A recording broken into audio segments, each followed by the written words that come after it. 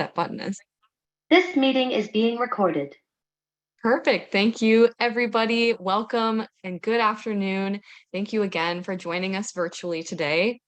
My name is Hala Alawi, and on behalf of Atmosphere Press, I am pleased to introduce you to Writing for Youth, an author event featuring new middle grade and young adult fiction.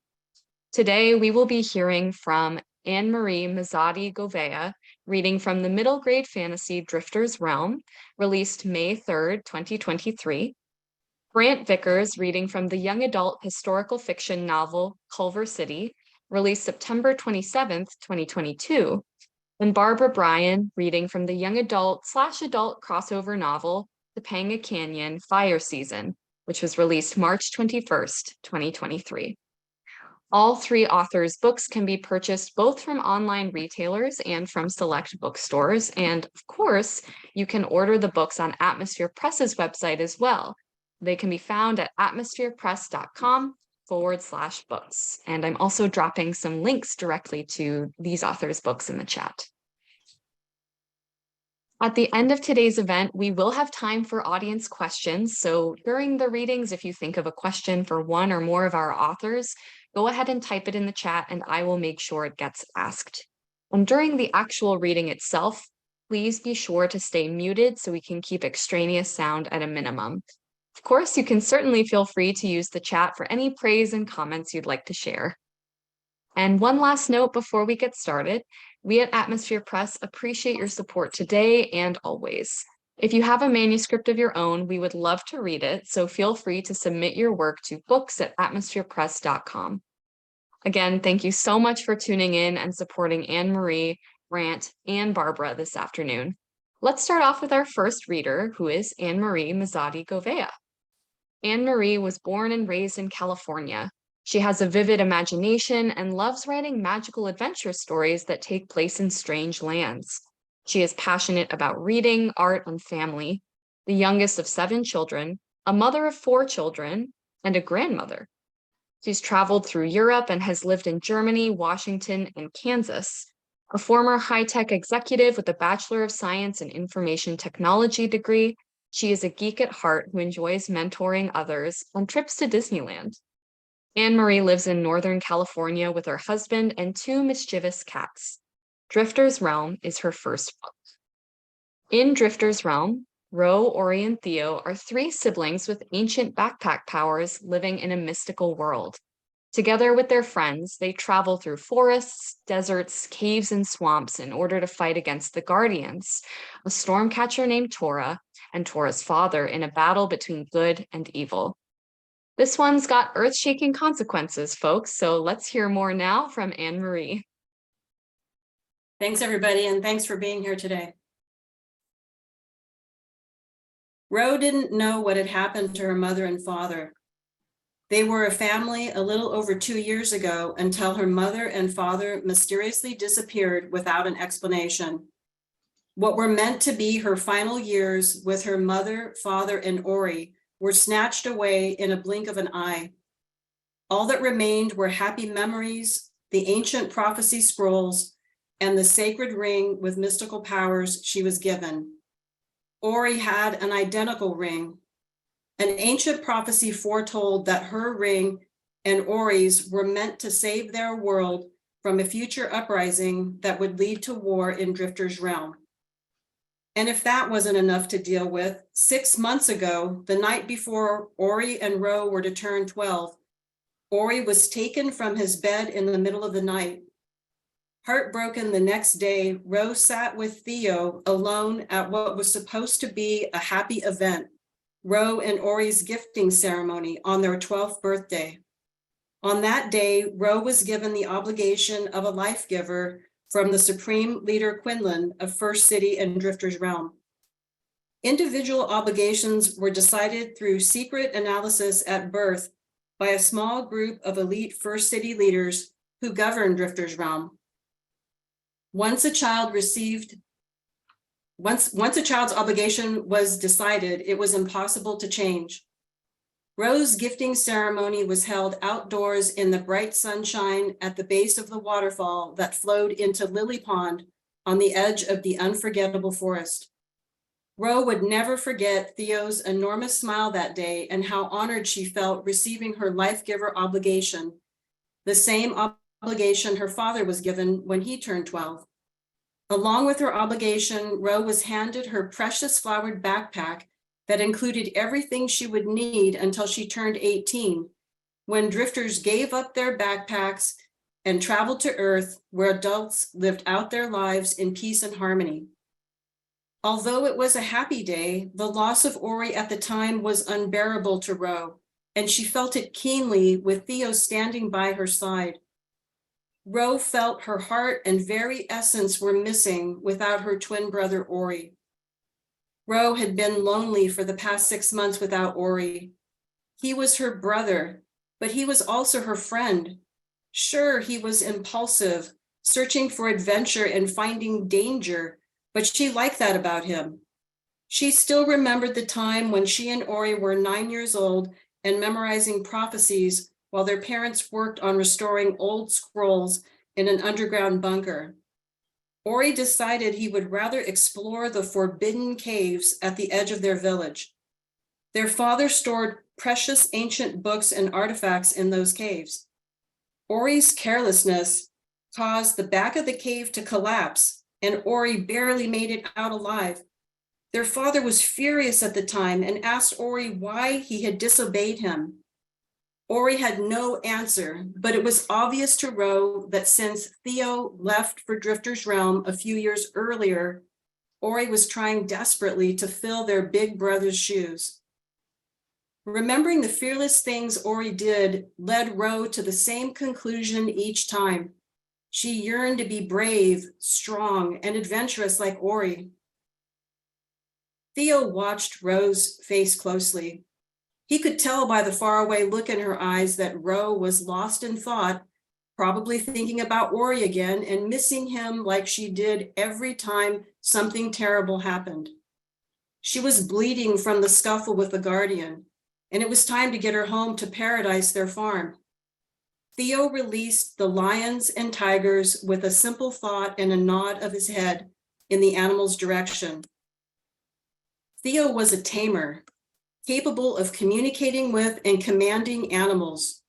He was brave and fearless and borderline reckless.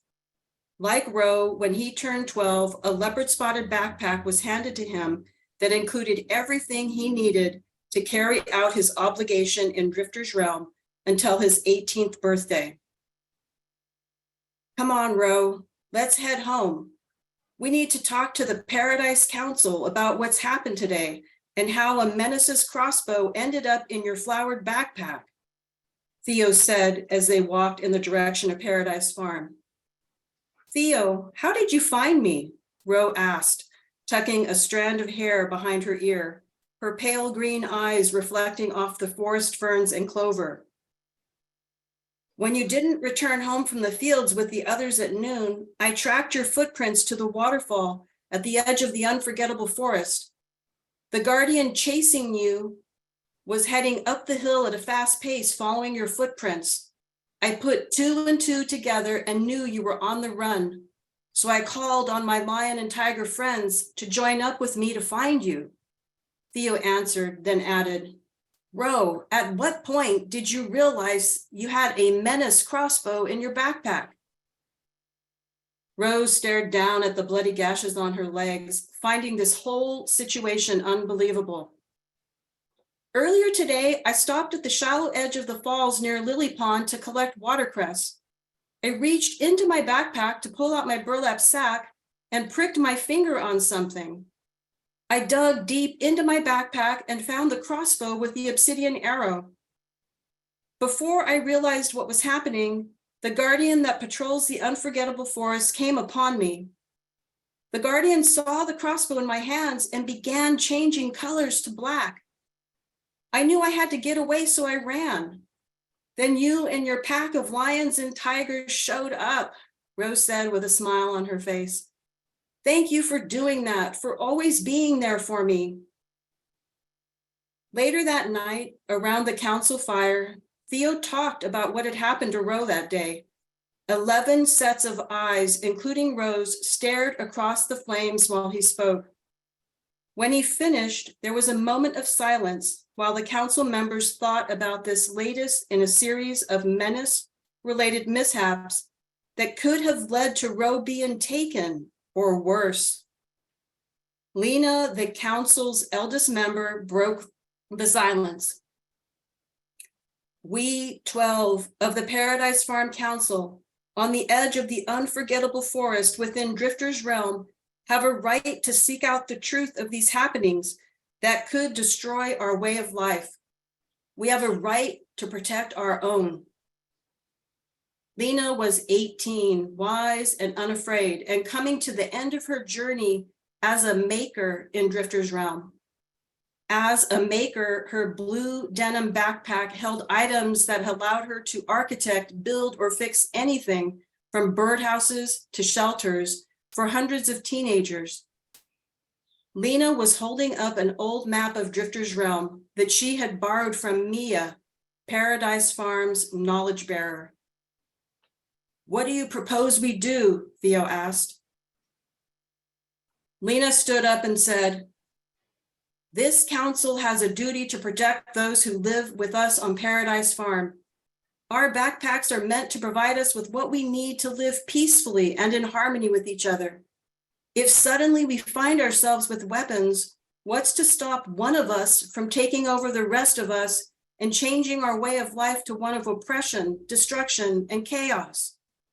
The guardians are gentle spirits, protecting us from danger beyond the farms in Drifter's Realm. They patrol our farms using lightning bolts on anyone or anything they believe is a threat to peace and order. But how do we keep order when crossbows appear out of nowhere in a life giver's backpack? This is not normal. This is not our way of life. We must do something before someone gets hurt. We will travel to the other farms in Drifter's Realm to find out if they are also being threatened by similar happenings. Once we know this, we can work together with the guardians to put an end to the menace." It was midnight when Ro and Theo found themselves back in their hut.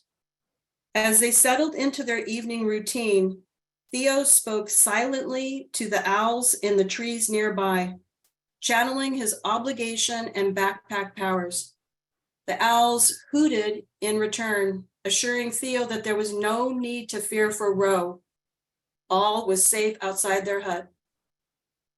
Before blowing out the candle next to her pallet, Ro called out to Theo. He was reading by candlelight at the other end of their hut. "Hey, Theo, why does Lena think this is the menace's fault?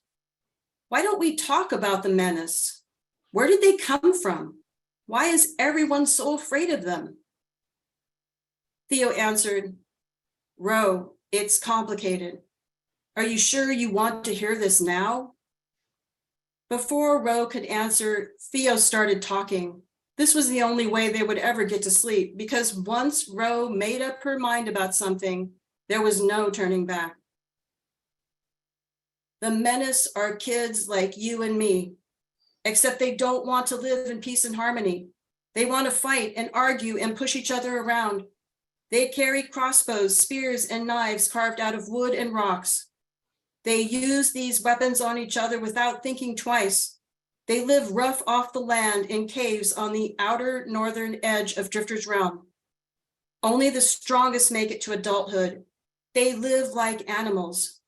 Putting a crossbow in your backpack to stir up hostility with the guardians seems like something the menace would do, although I'm not sure how one of them could make it into Drifter's Realm without being caught."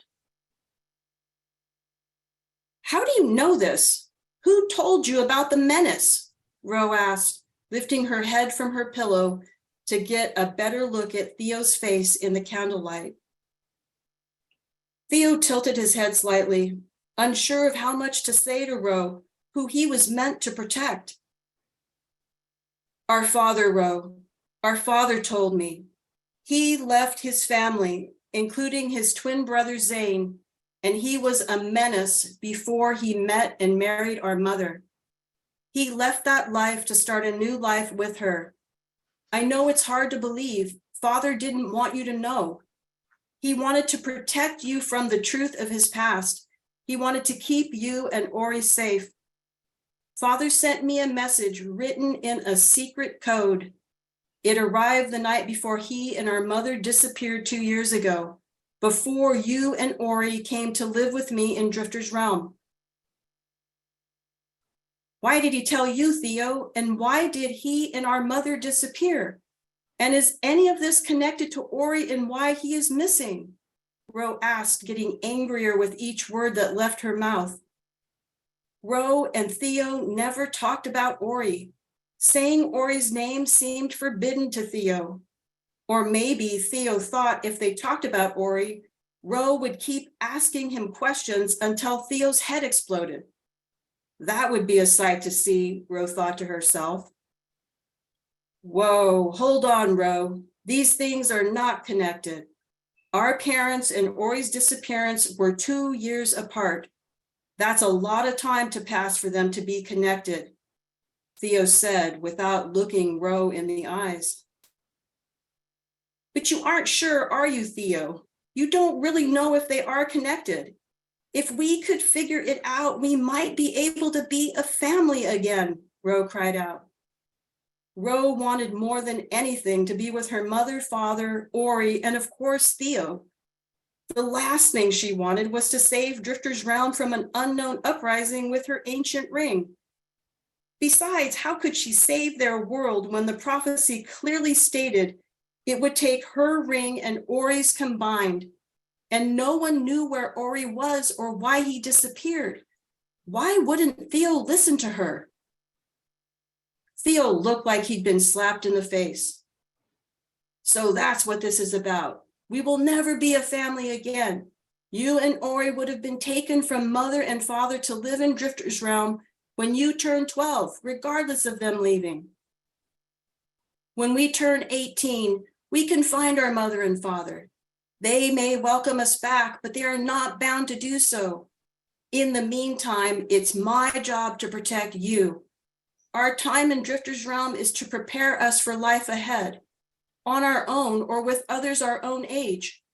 Until then, we will work on Paradise Farm using our backpack powers to survive.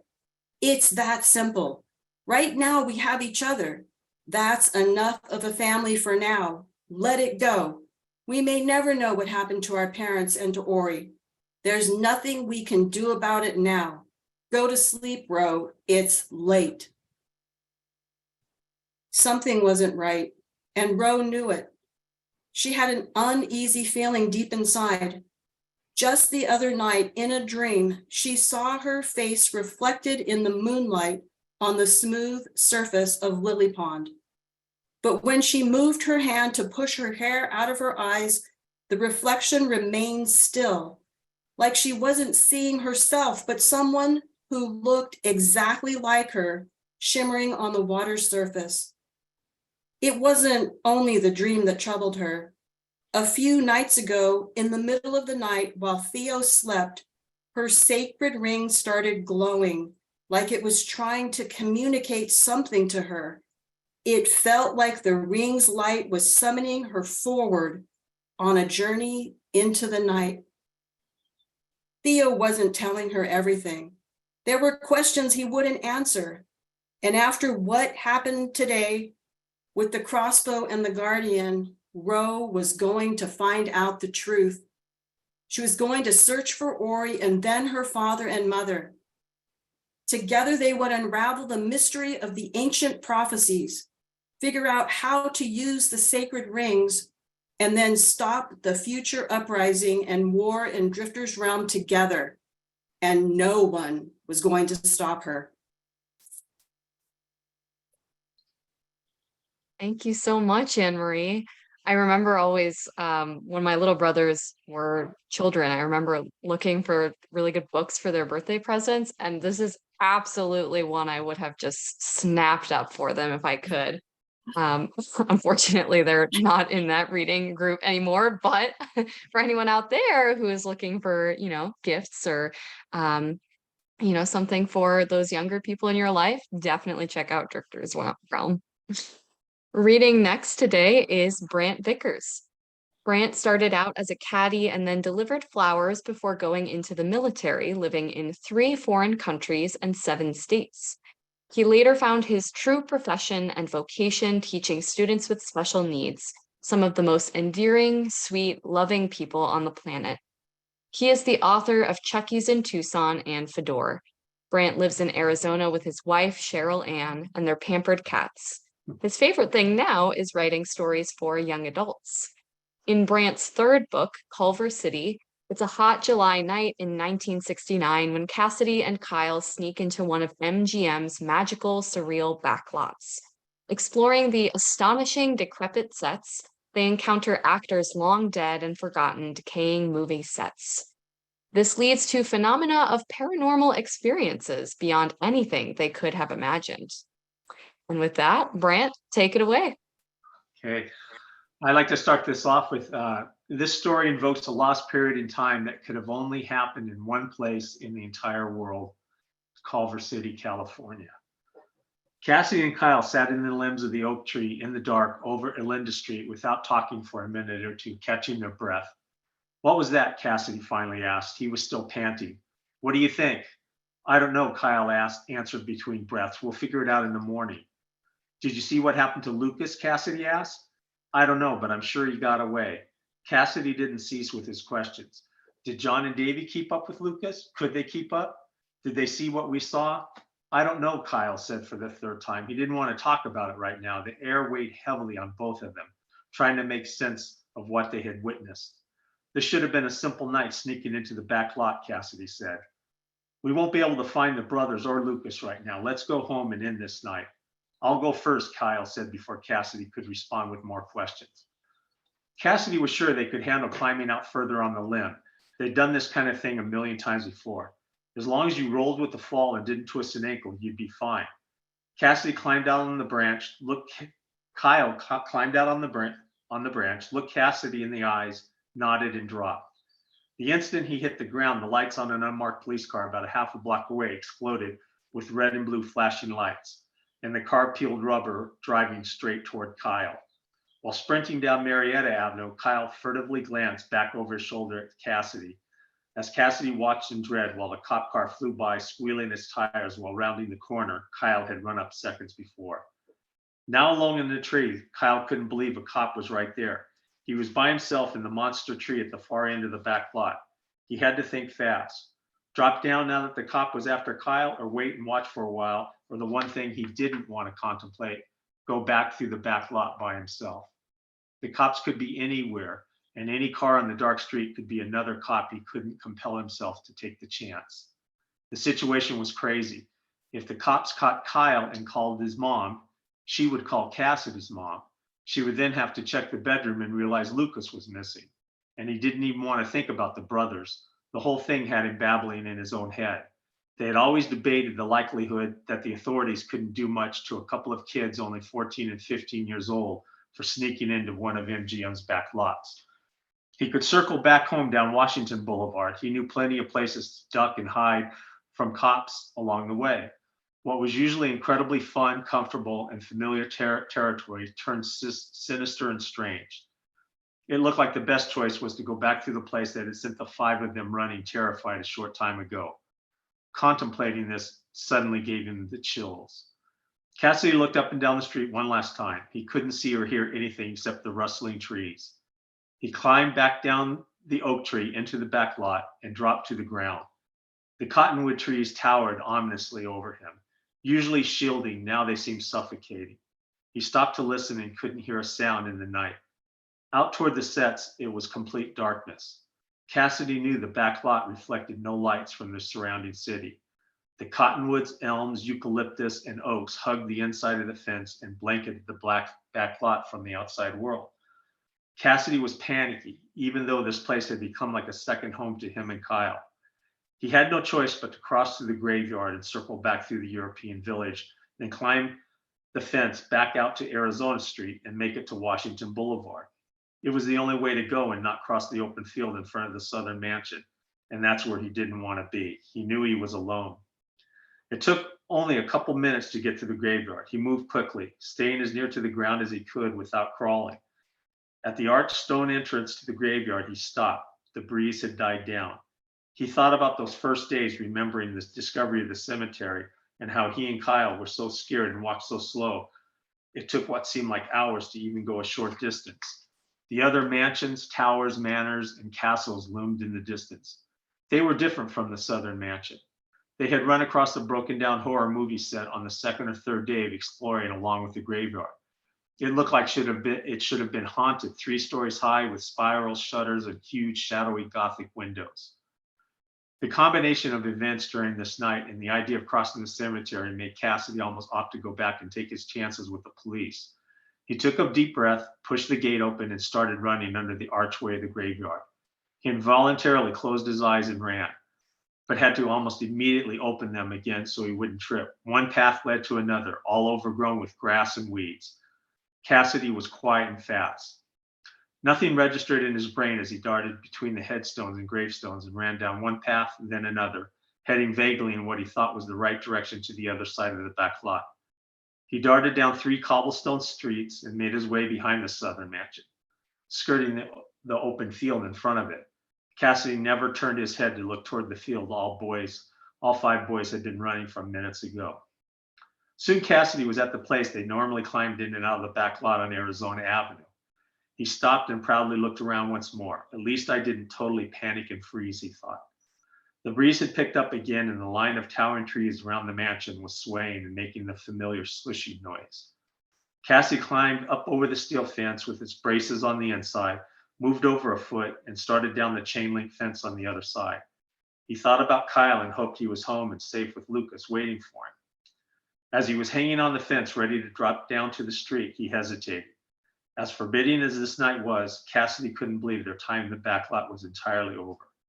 His thoughts leapt from one thing to another. He knew deep within himself he was still drawn to this place, but they had seen what they had seen, both Cassidy and Kyle. Cassidy wanted to know more about what it was they saw, what that meant, and possibly come back, because they had seen a girl floating through a blue mist. He willed the thought to vanish as soon as he hit the ground running. He couldn't think about it now. We have to jump forward to he's in Kyle's bedroom with Kyle's brother, where Kyle and Lucas both live. Before they could react, Kyle was already coming through the kitchen pantry and into the bedroom. He immediately plopped down on his bed and let out a long sigh. Straight away, Lucas and Kyle both began to pelt him with questions from both sides of the room. Did the cops catch you? What took so long? Did you talk to the cops or something? Kyle smirked, waiting for them to finish the onslaught of questions. As soon as I hit the street, Kyle finally started, I saw the cop car coming toward me, coming in my direction. So I ran up that cross street. I think it's Marietta or something. I ended up on Milton, and I barely made it to a crawl space beneath a house when the lights hit above me, but they didn't see me. They knew I was close though, and they parked about 3 houses down and waited. I couldn't go anywhere or really move much. I was afraid they might get out and walk around, but they didn't. They sat there in the car and flashed a spotlight around every once in a while. It must have been uncomfortably crazy squeezed in there, Cassidy said. Yeah, it was. As soon as they pulled away, I waited a few more minutes and then left. What's been happening here? Lucas related the story about how he got home with the brothers. Kyle listened to Lucas but kept glancing over at Cassidy. When Cassidy told him about going through the back lot again alone, Kyle burst out with a question. Did you see anything? No, Cassidy said. That guy we all saw must have left or something. I don't know what happened. What guy? Kyle asked.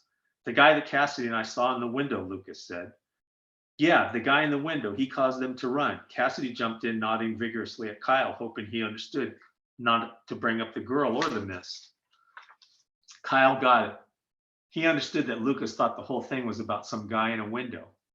Cassidy could tell he had the same reservation about sharing what they had seen. Like Cassidy, he wasn't sure why. Both knew it had been such an intense experience, everyone remembered what they thought they had seen. Everyone's experience would be different no matter that they had all seen the same thing. Or maybe, Cassidy uneasily thought, they were meant to see what nobody else was meant to see. The boys got ready for bed. That usually consisted of stripping down to their shorts and lying on top of the covers. In the dead of the summer, it was still too hot for anything else. Kyle and Lucas's bed were across from each other, and Cassidy usually slept on a fold-out at the end of Kyle's bed. After a while, Lucas on his back started to fall asleep, and soon his breathing was a soft snore. Is he asleep? Cassidy asked quietly. Yeah, I think so. Wait a second, Kyle answered. Lucas, he whispered. No answer. Lucas, he whispered again. They both knew Lucas was a sound sleeper and rarely woke up without being prodded. He's out, Cassidy said. He said the Goon brothers didn't see anything or think about anything other than they wanted to get out of there and never go back. Makes sense, Kyle said. They didn't see what we saw. Yeah, I know. Was that real, Kyle? What was that? Cassidy whispered. I truly don't have any idea, Cassidy. When we split up from the others and started across the field, it didn't look right. But I didn't see anything right then, did you? No, not until we stopped and looked back. It was too dark. But it felt weird. It even, it didn't seem or feel, I guess, natural. I felt it more than saw it at first, but I couldn't place it in my mind. I don't know what I'm trying to say, man. The big southern house looked fresh or new or something. It was shimmering when I saw them. What was that? It was a bluish hay, right? Kyle sat up in bed looking at Cassidy. I didn't really grasp what was going on, but it was like people, but not modern day people, do you think? They were like from another time. It was way too bizarre. We should have waited and watched some more, Cassidy said. It was like I saw them, but not really either. But I didn't feel I could have handled it another second. But now I feel we should have stayed, at least until we find out what was happening with her. Cassidy, she was floating by us, Kyle said loudly. They both looked over at Lucas and waited for a second to see if they had woken him up. When they saw Lucas's breathing hadn't changed, Cassidy said, she went right by us. She must have been coming up from the European village. It looked like she was glowing. I don't know, but I wasn't going to stay after that. And we took off so fast, I don't remember anything until we climbed the tree, Kyle said nervously. I don't know if I want to know. That was way too freaky. Exhaustion overtook them, and they reluctantly faded off to sleep. In the darkness, Cassidy whispered one more thing, the thing that was on their minds from the moment they were back together, but unspoken until the last possible second. Kyle was about to fall asleep, and he barely heard Cassidy whisper it, but he was too tired to argue or deny the truth in what Cassidy said. Cassidy slowly, deliberately, almost imperceptibly said, we have to go back another night. Kyle, she was so incredibly beautiful. Thank you so much, Brant. I mean, I love that you started off this reading with such intrigue and then you finished it with more intrigue. We have to know what happens next, of course. So if you're interested, readers, the link is in the chat for sure. And our final reader for today is Barbara Bryan. Barbara's love and respect for horses only intensified when she encountered the horrid practice of soaring on Tennessee walking horses. During the COVID lockdown, Barbara decided to use the time by writing a book that would shine a light on soaring through the adventures of Matt and Ariel in Topanga Canyon. Barbara Bryan is part owner of the Interactive Cafe in Santa Monica, California. You can find more about that at interactive-cafe.com and learn more about Barbara and her writing at bbryanwrites.com.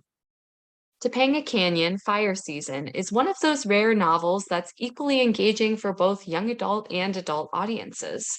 In this book, Matt is a teenage boy from Chicago. He's exiled to his grandfather's horse ranch in Topanga, California, by his alcoholic mother. There, he must learn to adapt to an alien lifestyle filled with strangers and animals he finds terrifying, horses. We'll hear more about Matt's experiences now from the author herself. So welcome, Barbara. Thank you so much for having me. This is really a lot of fun. I really appreciate the chance. So anyway, I'm going to start. Matt pushed the emptied wheelbarrow toward the last stall he had to clean. It was day 4 at the ranch, and he had perfected a system of cleaning the stalls that guaranteed he would be long gone before any horses were brought in from pasture. His strategy for the other ranch inhabitants was pretty much the same, and that was to stay out of everybody's way. Constantly repeating his plan helped him get through the day. First, finish the chores handed him at breakfast by Hector, the ranch foreman. Second, avoid his grandfather. Third, get hold of his mom so he could go home. 2 recently purchased broodmares meant 2 additional stalls to deal with, which only increased Matt's resentment. The fickle California weather had turned from cold and wet to hot and dry. Working under a cloudless sky with the constant heat from the sun made each task that much harder. Matt was tired, hot, and thirsty. He wanted to finish his chores so he could take a swim in the cold, spring-fed waters of the pond and wash off the many layers of dust, dung, and dirt that clung to him. Oddly, the last stall door remained closed. When Matt slid it open, he came face to face with Babe, the one horse at the ranch that did not frighten him. Her big, dark brown eyes, framed by long black eyelashes, gave Matt a welcoming look. She softly whinnied and poked his chest with her large nose in hopes of getting Matt to give her a good scratching between her ears. Babe was one of his grandfather's best broodmares, and it was her natural, motherly demeanor that made Matt feel unafraid when around her. He entered the stall and tentatively stroked her neck. "Oh, hello, girl. Didn't expect to see you here." She was the color of dark chocolate, and her coat was still winter thick and warm. She was the first horse Matt had been brave enough to touch. He had expected a horse's coat to be stiff and coarse, but hers was silky smooth, like the rabbit he had once held at a petting zoo.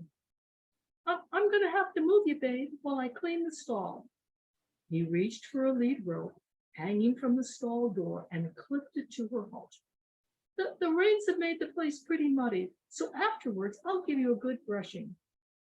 Babe's stall had 2 doors, one to the barn and one that opened onto an enclosed paddock, where Matt led her. I don't want to have to chase you around the paddock, so I'll tie you here." Matt petted Babe's neck as she whinnied in appreciation. He hitched the lead rope to the paddock's wooden fence and walked back toward the stall. Babe tossed her head from one side to the other, testing to see if Matt still held the rope. Realizing that he had tied her to one of the railings, Babe began to slowly back up until the lead rope became taut. The railing emitted a low groan of protest. The sound made Matt turn around. He watched as the mare applied more and more tension to the lead rope. Whoa, Babe, what's wrong?" Matt took a step toward Babe, trying to understand what was upsetting her so much. Then everything went into super speed. Finding she was firmly tethered to the post, Babe spooked as an overwhelming sense of terror washed over her. Her eyes rolled upward, so only the whites showed. In a desperate attempt to free herself, the mare swung her 945-pound body from right to left with all her might. Matt stood frozen in disbelief at the transformation of the docile mare into a creature from hell. On the second pass, with the force of a Detroit ice hockey defenseman, Babe's left flank slammed into Matt, who was suddenly airborne. He flew a good 4 feet before landing on his side and slid, spinning at an alarming speed across the muddy paddock like a hockey puck. He slammed into the offending post and rail with such force that it knocked the breath out of him. Now, drenched in mud, Matt sat dazed and watched in horror as this sweet mare continued her transformation into a whirling cloud of death. Her eyes wild with fright, she kicked out with her right rear leg, and the sharp hoof grazed his forehead, which began to bleed profusely. Weaving slightly, he stood, trying to distance himself from the mare. He pressed his hand to his cut forehead, amazed at the amount of blood coming from the scalp wound.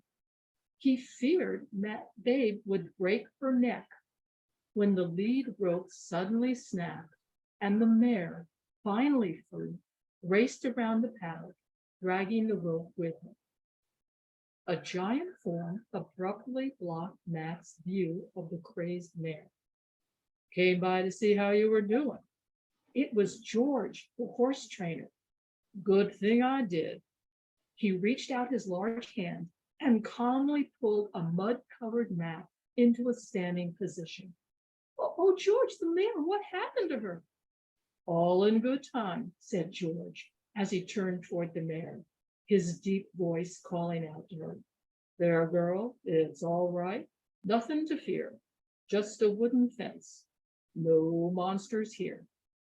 Matt watched George, his long black hair lifting off his broad shoulders as he jogged across the enclosure, grabbed hold of the lead rope, then walked to the center of the paddock and waited until Babe's frantic circling finally slowed down to a walk.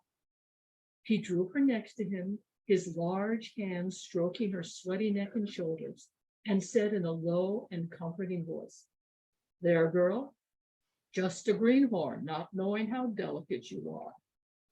Matt walked to where the two were standing. Trembling slightly, a still frightened Matt asked, George, what's wrong with her? What's wrong with Babe? George's gaze settled on Matt. Never mind that. Come here. Let's take a look at that cut. George swept back Matt's hair and studied the gash. Hard to tell with all the mud. Not as bad as it could be. Won't need stitches. Oh, you can't tell my grandfather. You can't tell grandfather, said Matt, trying to catch his breath. Tell me what happened, and then we'll decide if Silas has to know. Right now, we need to cool down this horse. George began to walk Babe around the paddock. Matt dog-trotted across the ring to catch up with George and Babe. Oh, please don't tell Silas. He'll be furious. He thinks I can't do anything right. George mumbled something under his breath and then said, You are going to tell me what happened. Matt took a deep breath and said, I had to clean her stall. So I tied Babe to the fence, and for no reason, she just went wild. I see. George took hold of the lead rope and walked Babe around the paddock to cool her down. Not knowing what to do, Matt went to the mare's other side and walked with him. The three circled the paddock twice before George spoke again. Horses are a lot like us in some ways. Bad things that happen to us are sometimes hard to get over. When she was younger, Babe must have had some sort of scare when she was secured up to something. So ever since, she cannot be tied because, well, you've seen the outcome firsthand. I didn't know. I wouldn't have tied Babe if I'd known. Of course not. Can't you teach her not to go crazy? If she was younger, maybe. But in the animal kingdom, there are two sorts of creatures. George stopped walking, turned to Matt and said, Do you know what they are? Matt paused for a moment before answering, No. The two groups, simply put, are prey and predator. Now, horses are in the first category. Their initial reaction to something that scares them is either fight or run. Fight or flight is the term most people use. Horses err on the side of caution. Better to have misjudged a threat than to wind up somebody's dinner. This belief is so embedded in a horse's mind that nothing will change it. So a horse can basically lose it at any moment? That's about right. George was silent, giving Matt time to think about it before continuing. Now, my father taught me to interact with horses the Lakota way, by becoming the herd leader. This means becoming the one horse in the herd responsible for keeping the others safe. If you can do that, then your horse will wait for your signal on whether a threat is real or not. Could I learn to do that? Some can and some can't. It takes time and a deep and abiding love for your mount. George halted Babe. Now, Matt, feel between her front legs and tell me if she feels cool. Okay, she feels cool. All right then. George reached into his pocket and drew out a carrot. Breaking it in half, he said, Here, hold out your palm. George placed the carrot on Matt's flat hand. Now, give it to Babe. Babe quickly licked up the carrot and began happily chewing. Her tongue feels like sandpaper, said Matt, smiling.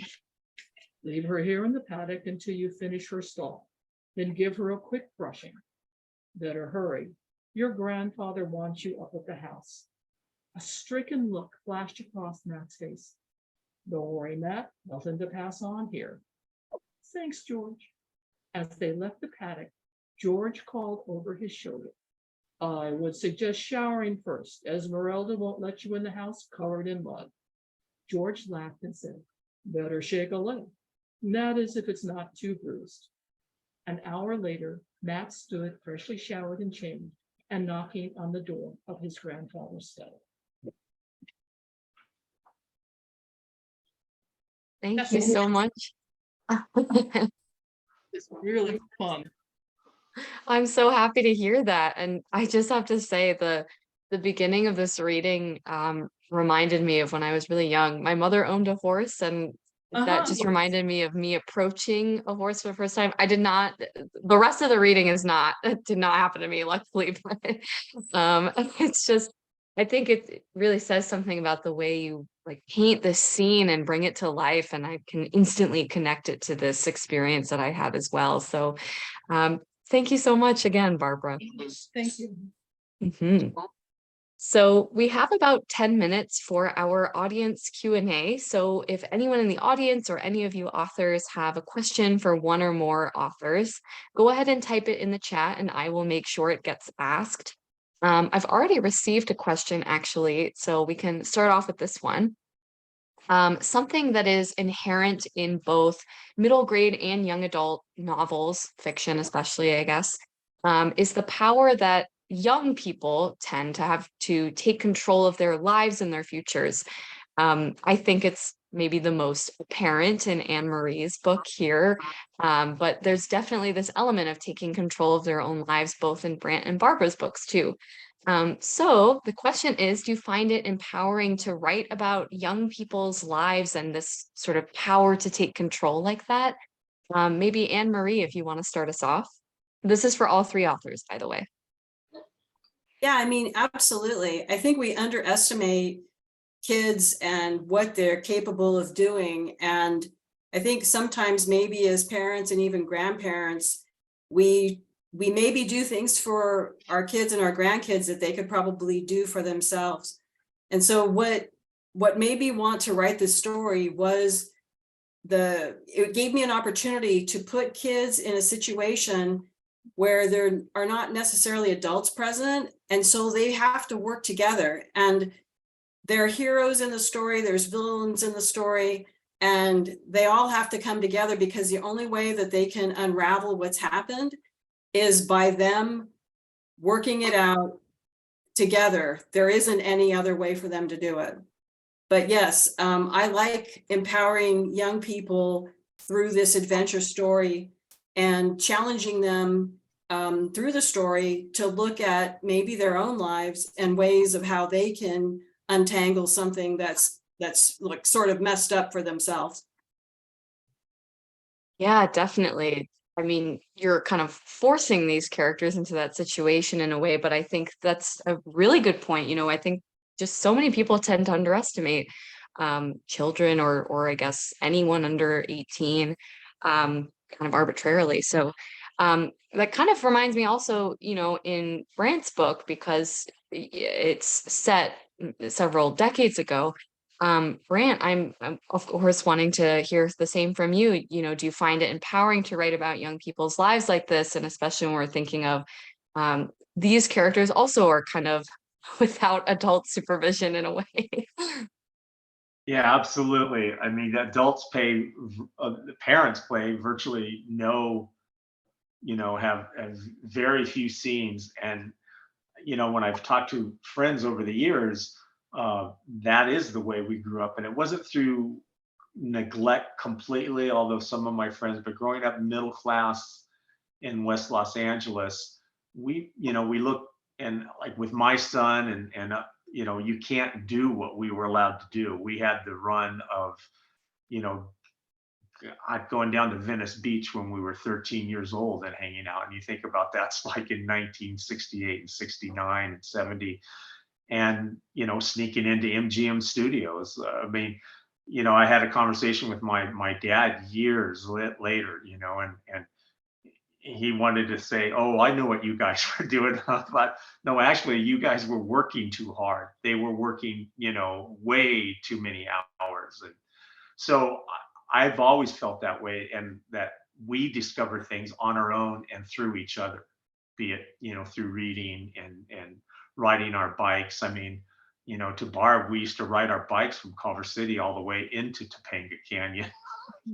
So we did some pretty crazy things. So that's what I brought that into the book, that these kids are kind of, in fact, at one point a librarian says, you guys are raising each other. So yeah, I feel, and that's the way when I write it, I think a lot of times they can give kids, a lot of young adult books don't give the kids enough credit that, that they can take a lot and understand it. Oh yeah, totally. So I'm hearing that idea come up, multiple times, and there's got to be a reason for that. Yeah. Barbara, from you as well, do you find it empowering or at least interesting to write about, young people taking control of their lives? In this case, Matt. Well, I'm sort of going to echo AnneMarie and Brant's message, because it's really true. I think it's very important for young people to understand that they really have the power within themselves to change, maybe not completely, but they can change themselves. They can change how they look at the world. They can change where they're going. And I know myself as a young person, I really had a problem understanding that you can really intrinsically make huge changes within your life if you just know that you already have that strength within you. And that's what I was trying to do in this book. Definitely. And I mean, that idea doesn't expire, but I think there's just something about, reading it in particularly younger age groups. I think that it can feel really empowering also from a reader perspective. We have another question for all three of you, and this one is, who is your favorite character in your book? I'm putting you a bit on the spot again, but Barbara, do you want to start this one off? Who's my favorite character? That's really tough, because I love them all probably equally. But I think the person that I had the most fun with was Esmeralda. Because Esmeralda background is from the indigenous Indian tribe that grew up and lived at this was their land. It was a Tonga, and they lived in the LA basin. And they have such a rich history, and Topanga Canyon is part of they named Topanga Canyon because that's where they lived. And I had the opportunity to sort of be introduced to this concept. And I thought, oh my God, we're sharing this land with them that is really theirs. And how can I write about LA with not bringing in my character of Esmeralda? So I would think she's my favorite because she opened up a whole new world for me. Yeah, definitely. I was going to say something about that, but it'll come to me. But in the meantime, Brant, do you want to tell us about your favorite character? Well, it's real easy because Cassidy is the protagonist, and it's told through his eyes for the most part. So it is in third person, but it's entirely through him. So yeah, that's an easy one. So on one hand, we have, I can't pick it's like picking my favorite child, and on the other, it's like, oh, I mean, instantly, yeah. I know. I do love some of the friends that he has in the neighborhood, though, too. Oh yeah, gotta add some flavor too. And AnneMarie, do you have a favorite character in your book? Yeah, it's a tough choice. Back to what Barbara and Brant were saying. But honestly, I've had the most fun writing Seth's character. So Seth, he is just troubled, and he is frustrated, and he has secrets, and he's sort of like the outlier of the group. And the fun part about writing him is that he, over time, becomes a very strong main character, but you don't see it happening. You don't actually realize it probably until you get to the end of the book and you're like, wow, this guy's sort of like a hidden gem, but he was meant to be written that way. And I just like that he's so troubled and nobody understands him. I love writing about him because he gets to have all the fun conflicts. I think the grayer characters are the most fun, so I totally understand where that's coming from. We have a question now from Mary to all of you. How long did it take you to write your novels, and briefly, what inspired your stories? This time, Brant, do you want to start us off? Uh, Over 20 years, this story. I started this in the preface, the dedication to my son is I started it when he was this age. And in the meantime, I went through a lot of different things and wrote a memoir and then another young adult novel and finally came back to this. And unfortunately, I'm hoping maybe I'll have a grandson who will enjoy it because, yeah, this was a long time I wanted to tell the story. And I wanted to let him know what it was really like sneaking into those MGM back lots and what an incredibly bizarre but unfortunate thing. But I thought it took me a long time to develop. But if you just tell the facts of what it was like, and wow, that's Tara from Gone with the Wind, or and so I had to bring in the ghost story to make it a story, so it would be more interesting than just the bare facts of doing what we were doing and how we discovered it. Yeah, definitely. And I think, I mean, it kind of works perfectly when you think about the surrealness of, being there. I hope. Um, Anne-Marie, how about you? How long did it take to write this novel, and what inspired the story? So it took me about a year, but it took me like 7 months to write the first 3 chapters and then like almost no time at all to write the end of the book. And then a lot of it was just editing and making sure it all tied together because there's prophecies and magical and mystical stuff. And I wanted it all to be connected. So what inspired me? Well, kind of like what Brant was saying earlier, growing up, we lived on a street where kids, played hide and go seek and stickball. And we just sort of roamed and did things that kids did when your parents basically said, there's 7 of you kids, can you guys head outside and we'll call you when it's time for dinner. And then with my own kids, with 4 kids, we sort of tried to live a more simpler life with them too, more encouragement of doing stuff outdoors, swimming in the summer. And I really have always been connected to this idea that kids can have the most amazing adventures. And I wanted to bring that to life in a story. So that's really what inspired me, was my own childhood, and then raising our 4 kids, which are now grown and have kids of their own. Was just the idea of bringing an adventure story where there's no technology in this story. There's no cell phones, no cars, no TVs, and bringing back that childhood memory that I have of a very simpler time, but yet there's conflict. Yeah. So really, I mean, I'm hearing now from both of you bringing in these experiences from your own lives and kind of enriching the story that way. And I think that's really, I think a lot of writers can relate to that. So it's kind of interesting to see how that takes root in different genres too. And Barbara, finishing off this question, how long did it take to write this novel, and what inspired you to? I would think it took about maybe a year and a half. It started with COVID, frankly, with our world being turned upside down. And I wanted to write a book about what it felt like when your world is totally turned upside down and how do you overcome that. And I was so impressed by so many brave people who I met and heard about during COVID that I sort of wanted to do that, and I wanted to do it as a teenager. And then sort of at the same time, I found out that the practice of soaring, although they keep trying to pass legislation through Congress, that it still hasn't gone through, and they've been working on it for over a decade. So I thought I would tie in my 2 loves. I really love horses. I said, okay, fine. And then I wanted to use it to have a teenager doing this, because that's what I felt like in the middle of COVID. I felt like I was back to being 14 and had no control over anything. So I thought, okay, let's just do it like this. And it was nice. It worked out. So thank you. Yeah, definitely. I it's kind of, interesting to see what can come out of an experience like, COVID. Everyone dealt with the pandemic and the lockdown differently. And clearly in this case, we got a really interesting YA novel. Um, yeah, of course.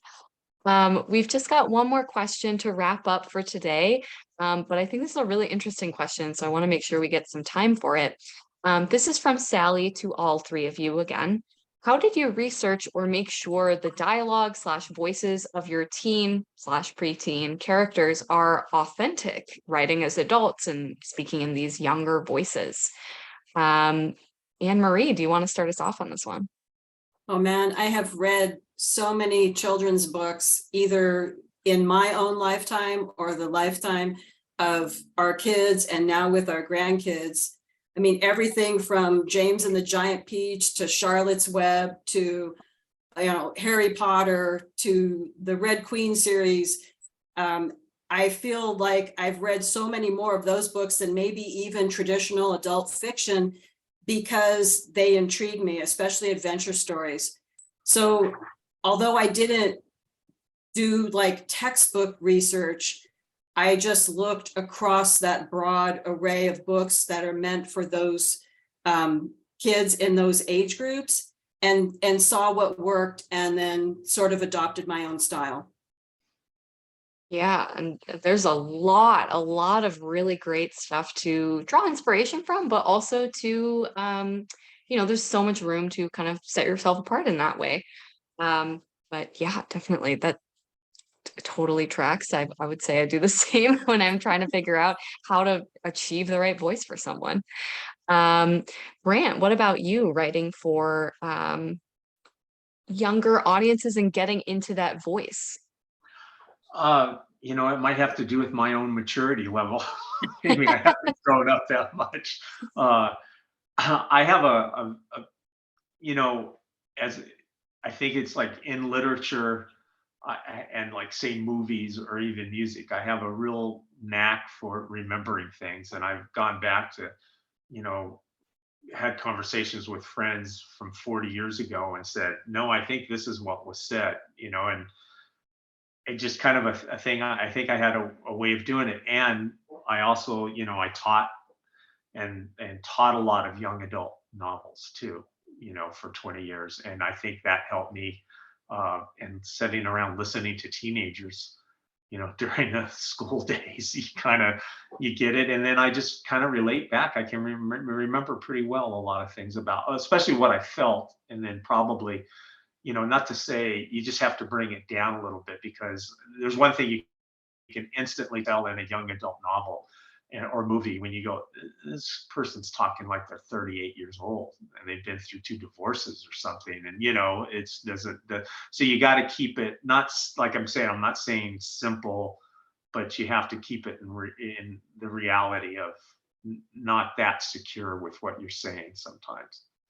And I think with this, a lot of people have said I really hit it on.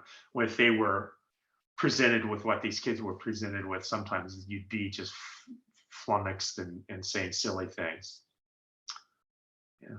Well, I envy you that memory, I have to say, but it's definitely coming through, like you said. So, and finally, to wrap up this last question, Barbara, where was your research or ideas coming from, or was there any?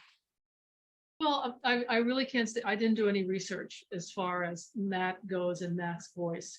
What I did was I just wrote him as I imagined him, and then I would read parts of his dialogue to people and that I knew in that same age bracket, and to say, does this sound right or does this sound wrong? And so that was my research. My research was pulling people off the street and saying, okay, let me read you this chapter, and does this sound like something you would say or your friends would say? I cheated. I'm so interested that we have three very different methods here, and all of them, have their merits. And I think, even if there was a little bit of cheating involved, it kind of paid off. um, don't quote me on that. But Well, in any case, I know I held you all a bit late here, but thank you again so much to AnneMarie, to Brant, and to Barbara for just being generous with your time and your books and your characters today. Um, I always absolutely love hearing books come alive in the voices of their creators. So thank you, of course, to the authors, but also thank you to the audience for joining us this afternoon, and for the audience joining us in the future. Don't forget that you can order Drifter's Realm, Culver City, and Topanga Canyon Fire Season from the links in the chat. And please also consider checking out atmospherepress.com to browse our new and forthcoming releases, to sign up for our email newsletter, or to submit a book manuscript of your own. You can feel free to submit your work to books@atmospherepress.com and let us know that you attended today's event. So we'll look forward to hearing from you, but other than that, that's it. So have a great weekend, everyone. Thank you. Pleasure. Thank you. Thanks, Ayla.